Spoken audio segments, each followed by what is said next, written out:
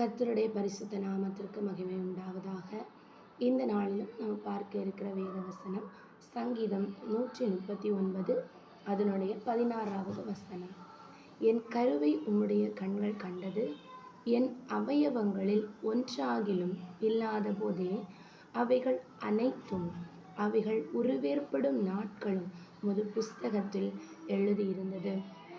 ஆம் தெய்வ பிள்ளைகளே, நம் அநேக நேரங்களில் அநேக பாடுகளின் மத்தியில், பிரச்சனைகளின் மத்தியில், போராட்டங்களின் மத்தியில் கர்த்தரை நோக்கி நம்ம கேள்வி கேட்கிறவர்களாக இருக்கிறோம். நான் எதற்காக இந்த உலகத்தில் பிறந்திருக்கிறேன்? நான் எதற்காக இந்த உலகத்தில் வாழ்கிறேன்? நான் இந்த உலகத்தை விட்டு மரித்தால் நலமாயிருக்கும் என்று சொல்லி நம்ம அநேக நேரங்களில் கேள்விகளை கேட்கிறோம். ஆனால் கர்த்தர் சொல்லுகிறார், உன்னுடைய கருவை என் கண்கள் கண்டது. அவைகள் தாயின் வயிற்றில் உருவேற்படுவதற்கு முன்பாகவே நீ கருத்தரித்து இந்த உலகத்தில் பிறக்க வேண்டும் என்பதை அவர் கண்டிருக்கிறார். அவர் அவருடைய புஸ்தகத்தில் எழுதி வைத்திருக்கிறார். ஆகையால் தெய்வ பிள்ளைகளே, நம்முடைய வாழ்க்கையில் கர்த்தர் அனுமதிப்பது எல்லாமே நம்முடைய நன்மைக்காக.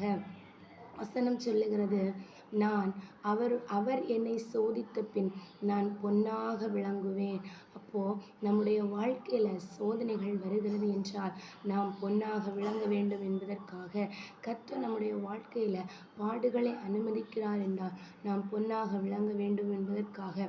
ஆகவே கர்த்தருடைய சமூகத்தில் கேள்வி கேட்பதை விட்டுவிட்டு கர்த்தர் நம்மை காண்கிறவர், அவர் நம்மை நடத்துகிறார் என்று சொல்லுகிற விசுவாசத்தோடு நாம் ஓடுவோமா இருந்தால் கர்த்தர் நம்முடைய வாழ்க்கையில் பெரிய காரியங்களை செய்ய போதுமானவராக இருக்கிறார். கர்த்தர் இந்த வார்த்தைகளினால் உங்களை ஆசீர்வதிப்பாராக. ஆமேன்.